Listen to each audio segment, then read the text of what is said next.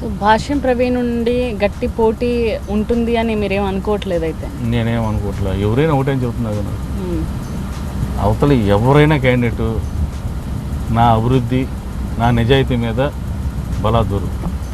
ఇంకా హాస్పిటల్స్తో పాటు ఇంకా ఇంకా ఏం డెవలప్మెంట్ మనం చూడొచ్చు అండి ఇక్కడ మీ నియోజకవర్గంలో?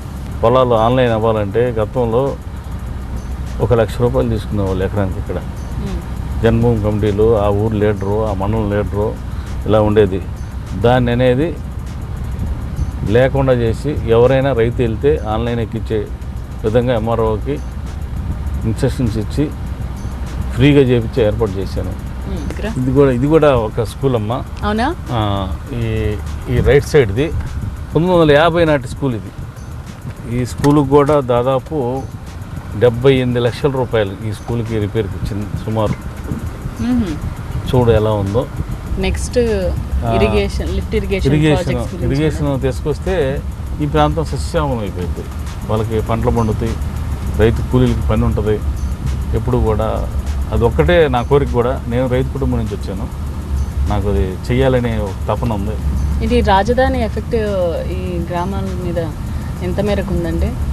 రాజధానితో ఏం పని ఎవరికైనా? మన ఊర్లోనే మనకు పని అవుతుంది.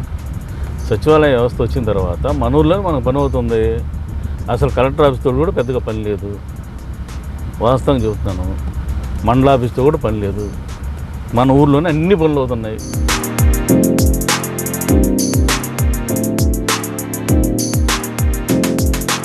సో ఇది మీరు కట్టించిన ఇది కూడా సుమారు 2 కోట్లమ్మ.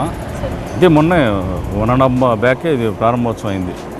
ఇది అక్కడ పెదకూరపాడుది, అమరావతిది, ఇవన్నీ కూడా ఈ మధ్య అయినాయి. ఇది ఎన్ని గ్రామాలకు? ఇది ఇక్కడ ఒక 5-6 గ్రామాలకు వస్తుంది. అక్కడైతే మండల హెడ్ క్వార్టర్ అవుతుంది. ఇంకా ఎన్ని హాస్పిటల్స్ కట్టించారు, ఎన్ని స్కూల్స్ కట్టించారు? స్కూల్స్ ప్రతి గ్రామంలో స్కూల్ ఒకటి, ప్రతి మండల హెడ్ క్వార్టర్లో హాస్పిటల్. మా మండల హెడ్ క్వార్టర్ కాకుండా ఏదైనా 10,000 జనాభా ఉంటే అక్కడ కూడా ఒక హాస్పిటల్.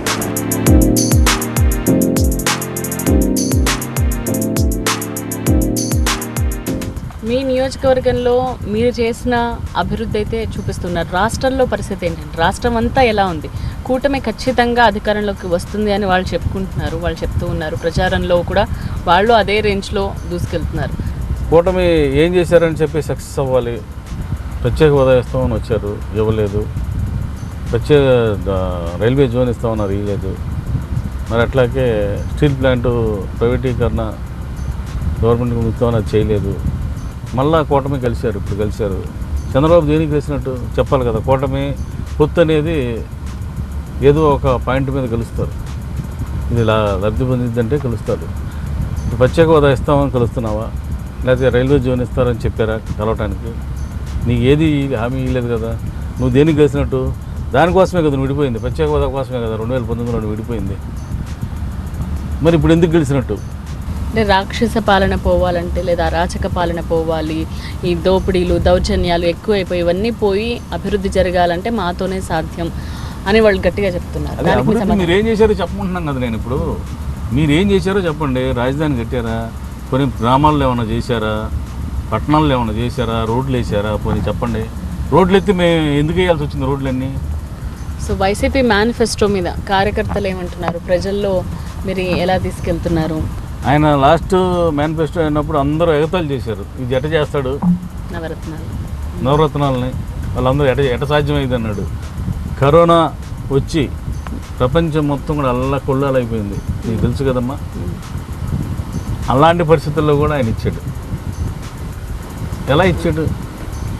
ఇయ్యాలనే ఒక మంచి సంకల్పం ఉండాలి, చేయాలని అతను నేను మాట ఇచ్చాను పేదవాళ్ళకి అనే ఉద్దేశంతో చేశాడు ఆయన.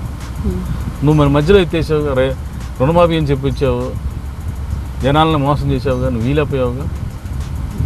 అది ఆ రోజు జగన్మోహన్ రెడ్డి గారు 50,000 ప్రకటించండి మీ మాట నమ్ముతారంటే అది చేయలేము అని చెప్పి ఆయన నిర్మోహంగా చెప్పాడు.